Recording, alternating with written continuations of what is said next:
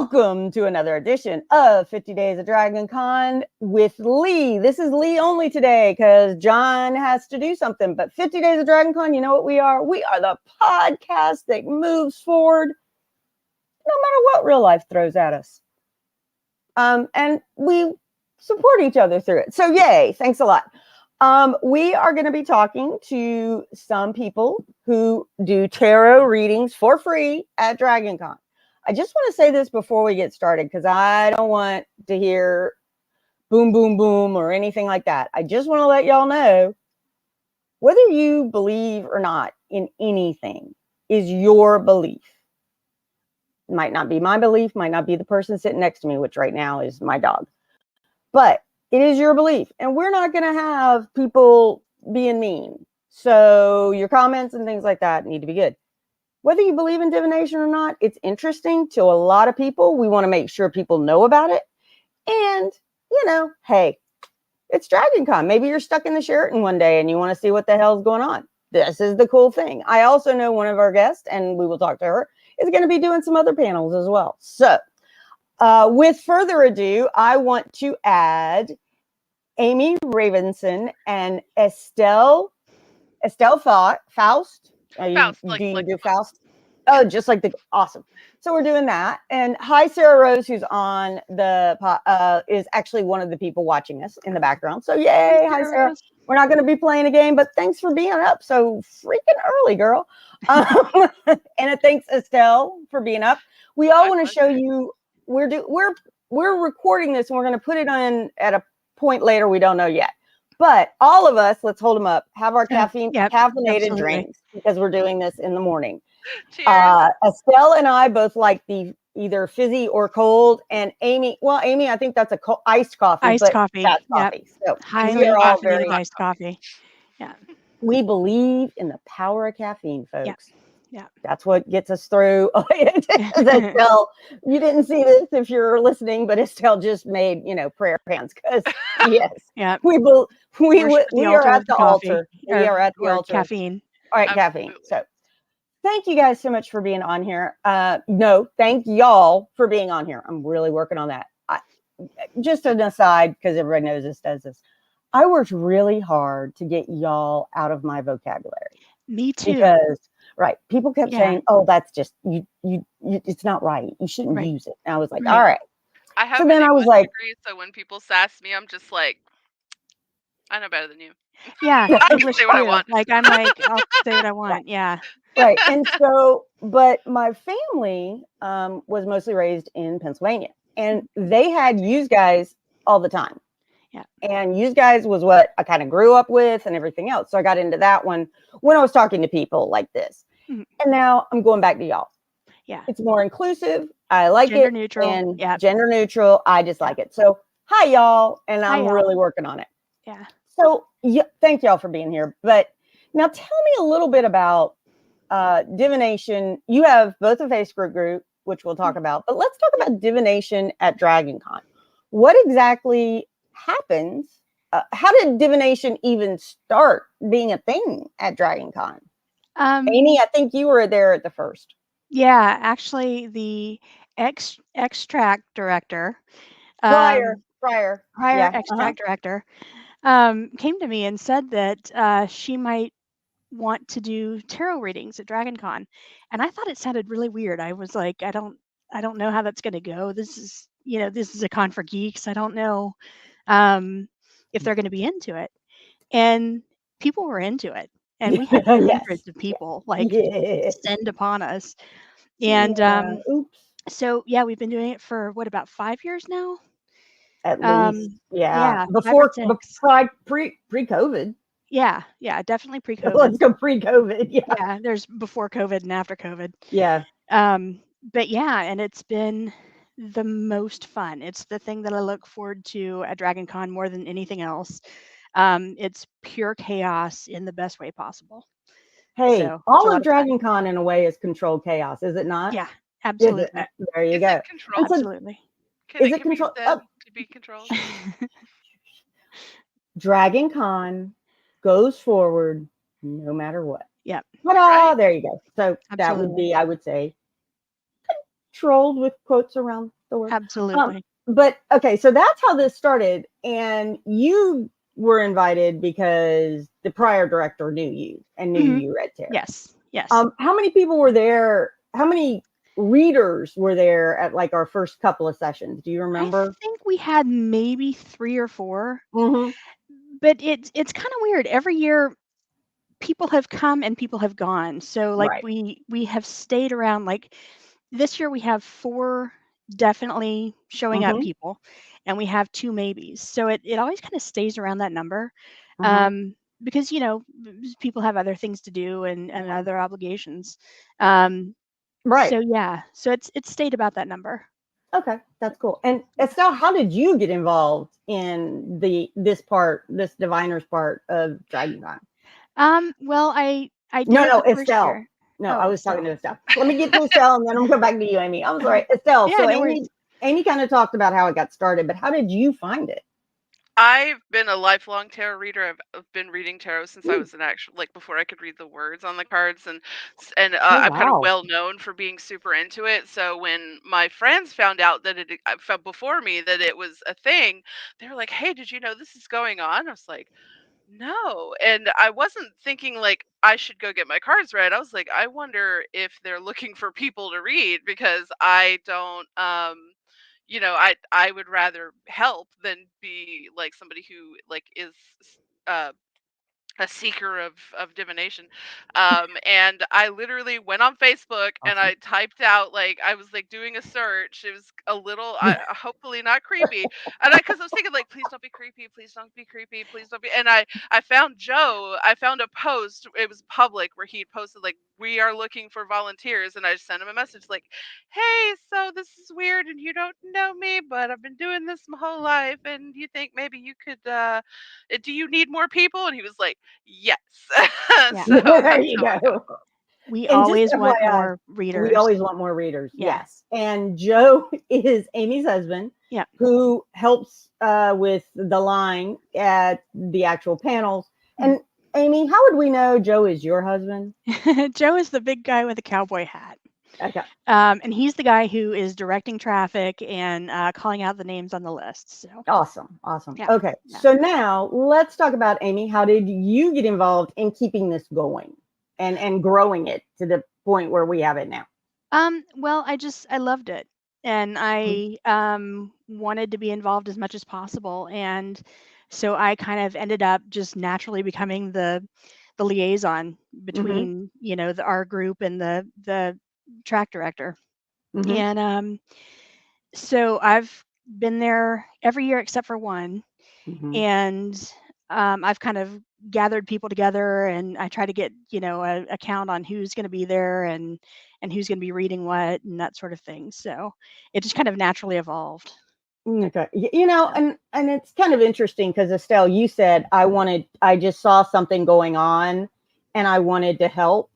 It's really funny because I think that's how every person who ever gets in the backstage helping part of even doing panels, even being a member of a panel.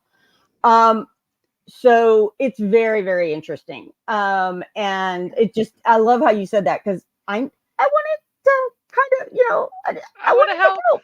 Yeah.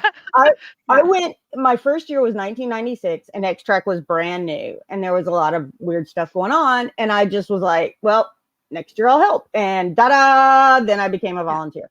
Yeah, that's how it happens. You get sucked in. Yeah. You get sucked in, people. Yeah. And I always say it's great. And it's always like, I always think of Al Pacino in The Godfather 3. I keep trying to get out, but they suck me back in. Yeah. And I always think that's funny, but I like being there. I enjoy being there. I think it's really fun, and this is great. And that's why I love something like this. This is a little bit different. This is something you'll only see at DragonCon. So, Amy, I'm going to start with you, and then I'm going to go to Estelle. But sure. Amy, how would people find this? What's going on with that? How do you find it? How do you sign up for this? The best way is I would say to get in touch with me. Because I'm the one who kind of tries to organize everything. And to do that, I'm Amy Ravenson on Facebook, which is, spelled on the screen here. or just amyravenson@gmail.com. Okay. Send me a message. And again, we want more readers. We love more readers. And you don't even have to read tarot. It can be runes. It can be palms. It can be oracle cards. Yeah. I've got a charm casting set I'm working on. Right. Like, and yeah, that's anything. great, because I love that, because there are many different types of divination, and they may be in the room. Yes, absolutely. And Estelle, about you, do you only do tarot? I know Amy is working on casting, and I think you've also done some palm reading or oracle reading. I can't remember. I also dabble in runes a little bit, and definitely oracle cards. So. And definitely that's I knew I'd heard that. Yeah. And so Estelle, are you totally tarot, or do you branch a little? I do, especially when I read at the panel, I do oracle and tarot. I have a cute little charm set that's an oracle set that I'll pull them one charm, and then I do a 3-card reading from a traditional tarot deck. But I do oracles and tarot. It's funny because I'm a Norse pagan, so it's like I should do runes, but I don't, because I'm really comfortable with tarot, and it's like, why fix it if it's not broken? Yeah. But a lot of people are surprised I don't do runes. Yeah. And I got to tell you, all I know about runes, I learned from Harry Potter fan fiction and talking to Amy. So when you said Norse, I went, Elder Fruthark. Awesome. And I'm probably mispronouncing it, but I was like, thank you, Harry Potter fan fiction. Yeah, that sounds right. Yeah. There we go. And I don't know anything other than that, but I was like so excited I knew something.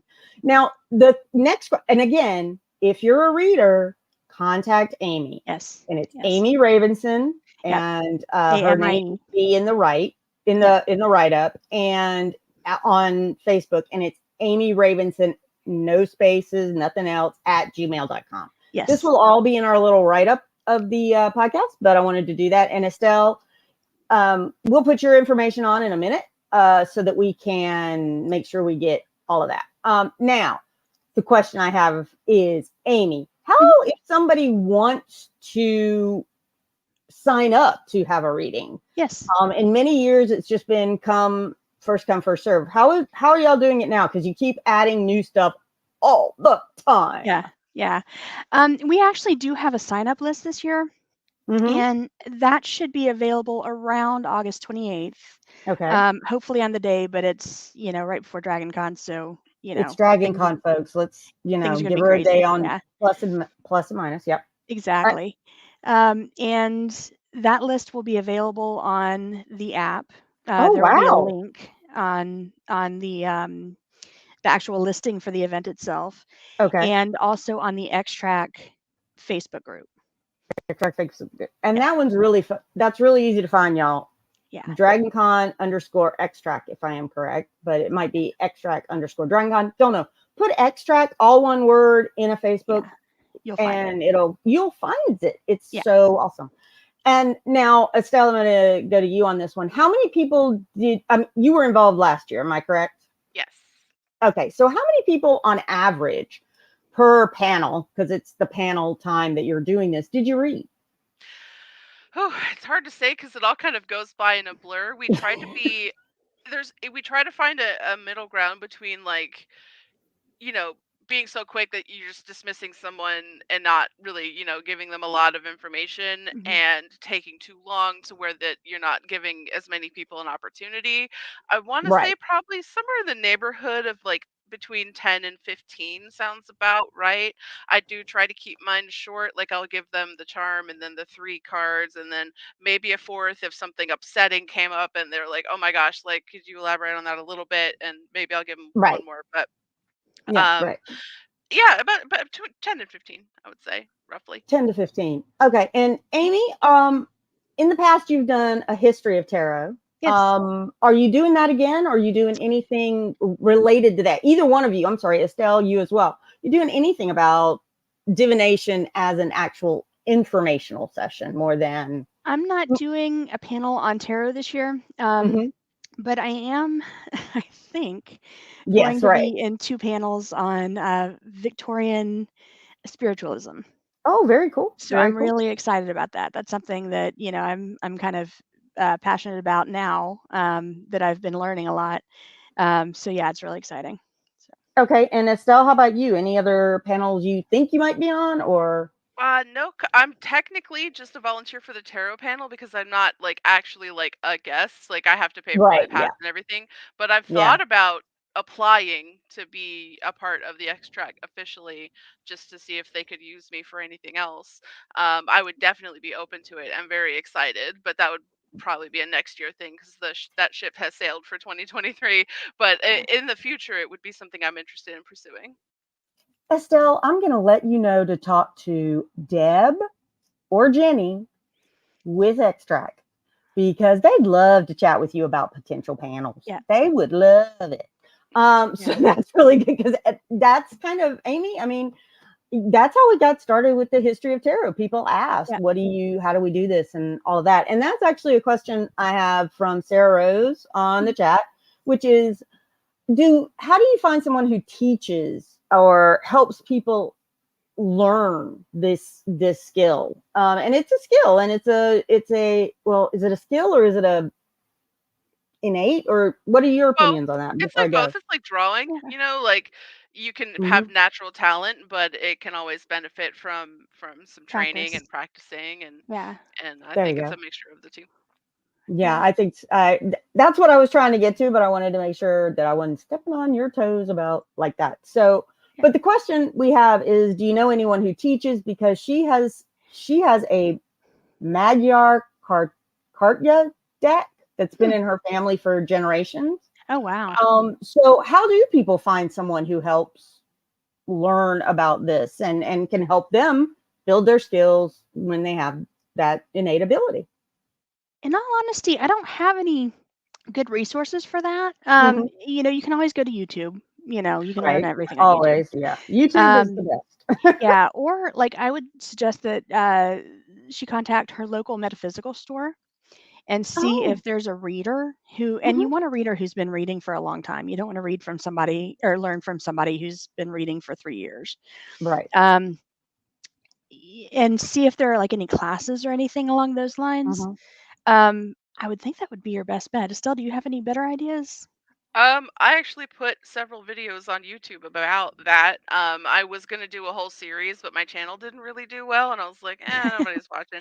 But I do have an introduction that's like really Oh, ground level awesome. stuff. My YouTube channel is Faust's signature, like Faust is in Dr. Faust, like from the book Faust's signature, because that's the whole like the Faustian bargain, sign your name in blood, that whole, Yeah, that right. I love that story. If you can't tell, It's a great so story, but don't do that. That's a bad thing to do. The bad bargain thing to do. doesn't work. Yeah. It's Not a a good bargain doesn't precedent. Just it's purely entertainment, not inspirational.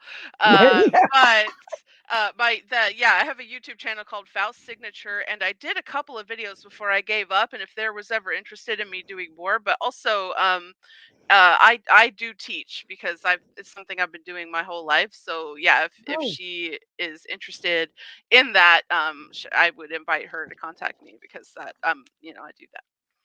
and that's great. And Estelle, I'm going to have you type, if you can see the comment section, I'm going to have you type your YouTube channel. And for those listening, this comment should show up still on the YouTube channel, but also we will make sure that we put Estelle's YouTube in there. And we're going to get all this stuff from them because we love helping people promote what's going on. I Yes. think promoting this is often how you find people that are interested, people that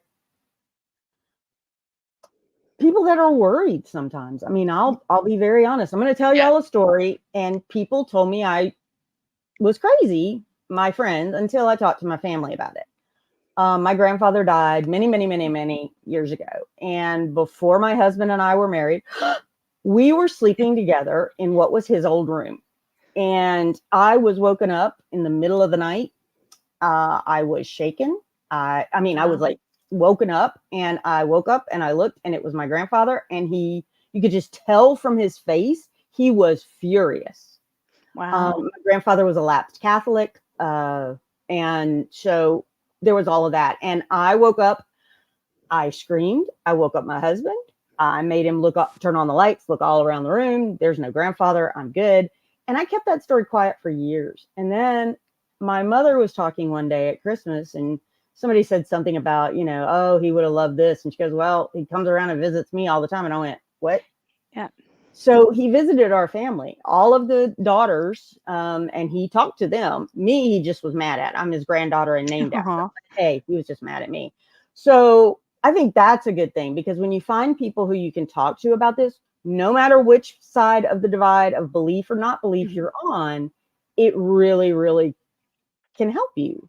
And I don't know if y'all have stories like that, but if you do, I mean, how did you guys get into this? How did it start for you? I'm going to start with you, Estelle, and then we'll go to Amy. My story is actually really interesting. Apparently, when I was too young to read, I mean, young, I think maybe like 3 or 4, I was with my Mhm. mother at the local flea market, and there was a tarot deck that I still have to Hmm. this day. There was a tarot deck at a stall that someone was selling, and me being this child having no idea what it was, I lost it. I was like, I want this. I don't want anything else. Please buy me this. I would not stop badgering her until she got it for me. And then she started teaching it to me because she was open to that kind of stuff, and she wasn't really a practitioner herself, but she didn't really see a problem with it. So Right. she kind of was showing me the pictures, and I started learning like what they meant. And every day I would like do a little reading, and I'd need her help, to tell me, what does this mean? What does that mean? Oh my gosh, that's so cool. But yeah, I was a creepy little kid who's like, I want the fortune telling deck, mommy. And That's what I've been that way ever since. Mommy, for Christmas, what I want is a scare. I'm sorry. I want an orb. I want an orb for Christmas, Mom. Can I have an orb so I can? Sorry. No, and I just have to tell y'all, Estelle has the Netflix show Wednesday's background. I think is that or It's is it Doctor Strange? This is the Sanctum Sanctorum, Doctor Strange. It's a Yeah. Sanctum. Okay, but I could tell the window was all cut up, and I was like, kind of looks like Wednesday, kind of. Yeah. So I yes, love you have the both. Doctor Strange one, which is such a cool window. Such a cool window. And so, Amy, how about you? How'd you get started? My story's similar. I was 12 and I had heard about tarot. I was fascinated with it. And I got my father to buy me my first tarot deck when I was 12. So I got him down to this bookstore called the Sphinx in Midtown Atlanta. Yes. I don't know if it's still there or not. No, it's not. It's not. But it was so. like an old school metaphysical store. It smelled like incense, like Nag Champa. It was brilliant. I loved that place. And he got me the Tarot of the Rosy Cross, or the Rosicrucian Tarot. I've got it. I still have it, but I don't remember what it's called. And it is the worst deck to learn on. It's terrible. So I would have to go and look through the book, but I spent so many hours giving readings and looking through that book. And then I've just always had a tarot deck nearby. So I've just always been reading. And that was 1987. 1987. Wow. And yeah, so Estelle, you were for a long time. Yeah, I'm gonna feel old right now, but Estelle, you said you were like 3 or 4. So what year was that when you when you knew something was going on? 4, that would be 1990 because I was born in 1990. Okay.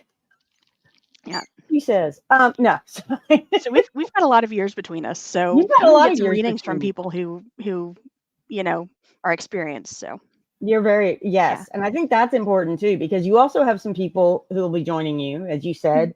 You've got 4 definitely, and 2 that might be there, might not be, might be at certain ones and not. So hey, there you go. And I just want to say that's not to say that people who are new are not welcome, because you are absolutely welcome. Even if you have to look things up in the book, please come and read for us. That's still great, because you're getting experience and you're learning, and people are still getting good readings. So yeah, come and read for us, please. Please. I'm gonna help you with that, please. Amy Ravenson, because I got her started in this, folks. I was the old extract director. I'm the one that begged, and she got into it. Yeah, all of this is due to you, and we all appreciate it. So well, I appreciate it too, because I kind of love that I get friends that enjoy DragonCon. I share the joy of DragonCon all the time. But I kind of love that. So I like that story. And I think I remember the Phoenix because in 84, I got to Atlanta in 88. And so I think it was still around until about 91. Yeah, it was a little longer. It was Yeah. right over by Ansley Mall. Yep. Yep. And that's where we spent a lot of time because Yeah. my husband was at Georgia Tech. And yeah, I remember going in there going, I don't know what this place is, but Yeah. and I remember that smell. I Yeah. still to this day. And it was dusty. Everything was It was- dusty. It was like, yeah, I think my husband had to leave because it was so dusty. He was sneezing everywhere. Yeah. But for those who want something new in their metaphysical store in Atlanta, there's one, the Phoenix and Dragon. The Phoenix and Dragon. I want to say the Yeah. Phoenix and Eagle, and I knew that was wrong. Yeah. The Phoenix and Dragon in Atlanta. There are probably many more, but I do know the Phoenix and Dragon does. It's a great store. It is not dusty. It has lots of different stuff, and it's not all. I mean, it's a metaphysical store, but there are people like if I took my mother there, she would find stuff to do. Yeah. Not knowing that it's a metaphysical store. She'd figure it out after she looked at some books. But for then right now, she'd be like, oh, this is all good. Yeah. So yeah, the Phoenix and Dragon, there may be many, many more. Estelle, I know you're not from Atlanta. If you want to give your major city near us and like a bookstore you would recommend, a metaphysical store. I live in coastal Alabama, so not a whole lot going on here, but my go-to hotspot for cool metaphysical stores is New Orleans, which is just a quick 2-hour drive west. And I highly recommend, there's so many places there that I love. Gosh, Hex and Omen are like the big two, but they're kind of like I mean, they're okay, but they're very like touristy and commercialized.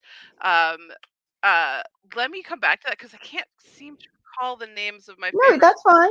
I didn't mean to put you on the A lot spot. of great I shops apologize. in New Orleans, I will say. New Orleans is a mixed bag. If you're curious about the metaphysical shops there, I would definitely go with someone who's been, who can tell you which ones are sort of just like the touristy ones and which ones are actually worth visiting. And Marie Laveau's on the street on Bourbon is a great place touristy wise.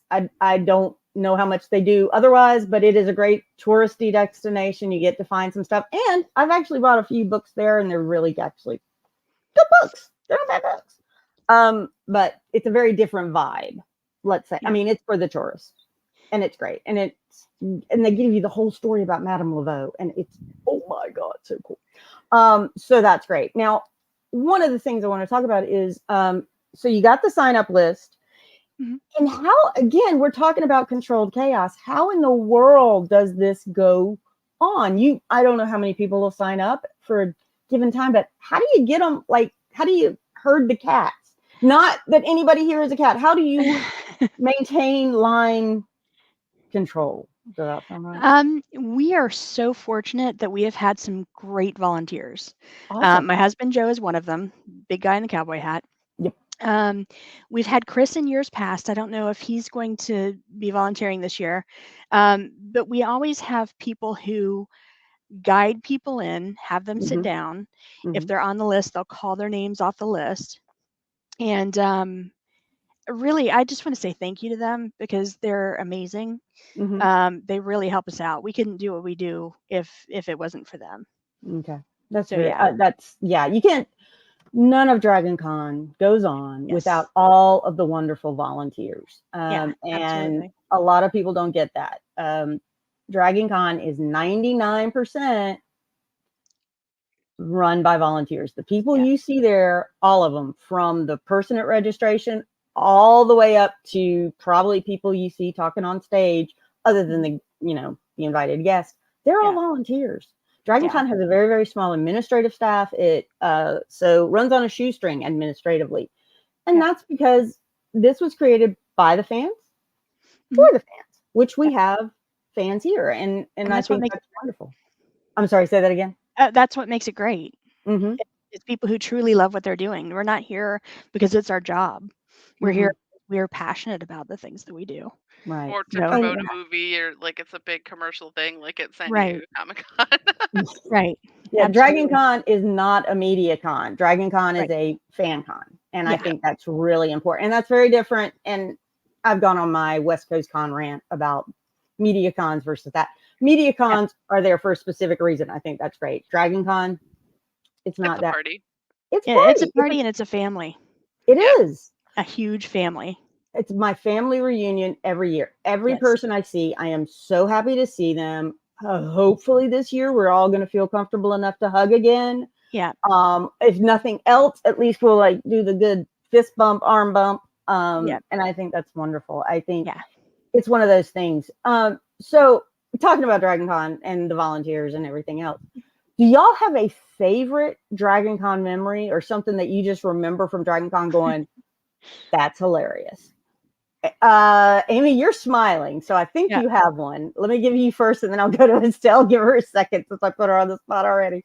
Well, I don't know if I should say this. Uh-oh. My favorite juicy. memory is when my husband and I got married at Dragon Con. Yeah. When we got married by a very dear friend who was kind enough to get ordained so that she could marry us. And we kind of found an area that was not busy at the time and just did it quietly, but with a bunch of our friends, and had a big cake and had mead. And it was brilliant because all of our friends were in town from all over the place. And we had so many people there that would not have been able to come to our wedding otherwise. And I'm getting a little bit misty. Oh. Which actually I got misty then because I just bawled in front of everybody. It was totally embarrassing. Yeah. But yeah, that was my best memory. That was so every year we celebrate Dragon Con as our anniversary.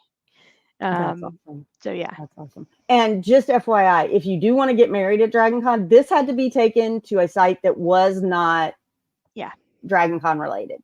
If you want to get married at Dragon Con in one of the hotels, that's between you and the hotel. Yeah. Don't think anybody else can walk up to somebody and say, hey, we want to get married. No, that is between you and the hotel. And that is you've got to find a place to be out of the way and out of absolutely.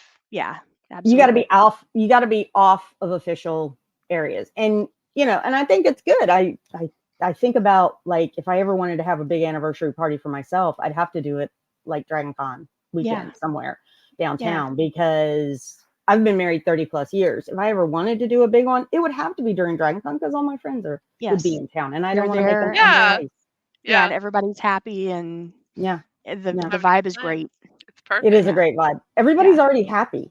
They might be tired, but they're already happy, and that's always a good thing. Absolutely. And so, Estelle, how about you? Favorite Dragon Con memory? I definitely can't follow that, but I will say I had a really fun memory of getting off of an elevator and almost literally bumping into Peter Mayhew. I'm a very tall person, and having someone like him look at me like, "Oh, you're tall." I was like, you're tall too.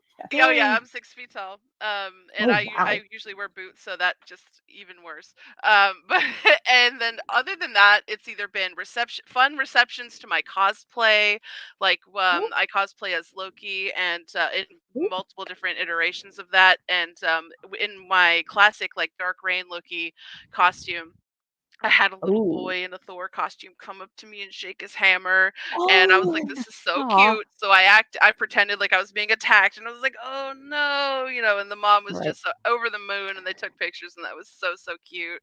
Oh, that's awesome. And you made a kid's memory awesome. So yeah, I thought, I was like, this is just the best. I love everything about this. And then actually last year at the tarot panel, I had someone I was reading for gave me a cross-stitched framed already art of the death card and from the tarot deck, and that's like one of my most prized possessions now. It was so special to me that she did that. That's right, I forgot about that. Yeah, that's wonderful. And we haven't said this. Is there a cost to have a reading? Because you just said somebody gave you this as a gift, but is there a cost? No, there's not. Some of us will put out a tip jar, and that's at your discretion. You do not have to pay at all. It's free. I take my tips and usually end up dumping them into the charity bucket, and maybe save out some for lunch or something like that. But no, it's absolutely free. Come on down. Do not feel obligated to spend any money at all. We're volunteers. Right. Yes. And so again, this is going to be there's going to be links on the app and on the Extract Facebook page to sign up. Yes. If somebody can't find a time or doesn't sign up, is there a possibility of, like a waiting list? I don't, but There's for a want of a better possibility. term. There's a possibility. What we're doing this year is we've got our allotted spaces, and our allotted spaces are going to be based on how many readers are certainly going to be there. And then the walk-ins are for the maybe readers. So yeah, like definitely try to show up early. If you want to walk in, you may get a slot. And we try to read for as many people as possible. We definitely, like, I've stayed late a couple times just to finish up some readings.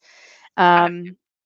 So we can't always do yeah, that though, because we have to clear out for the next panel. Right. Yeah, and but, that's why I keep calling it a panel, because it is in that hour panel slot. Yes. This is a panel period. Yes. So yeah. So I mean, if you don't want to sign up on the list, you can try, but it's just not guaranteed. Right. So right. yeah. Well, and I was more talking about people who may not be as involved and might not look at Facebook or Extract or whatever, or even the app until they get there. And please don't ask me when the app's out. The app will be out when the app is out, but it is usually about 2 weeks. Yeah. Not 10 days. I'm not ready 2 for weeks.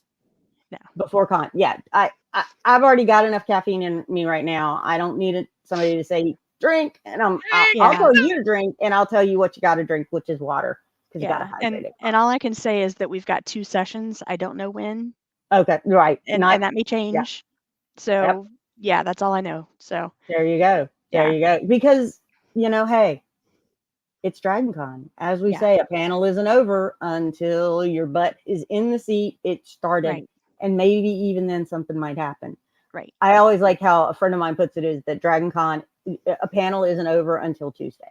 A panel is in flux until Tuesday. So that makes a lot of sense to me too. So we're kind of coming to the end. I really, really want to thank y'all both for being on here. This has been great.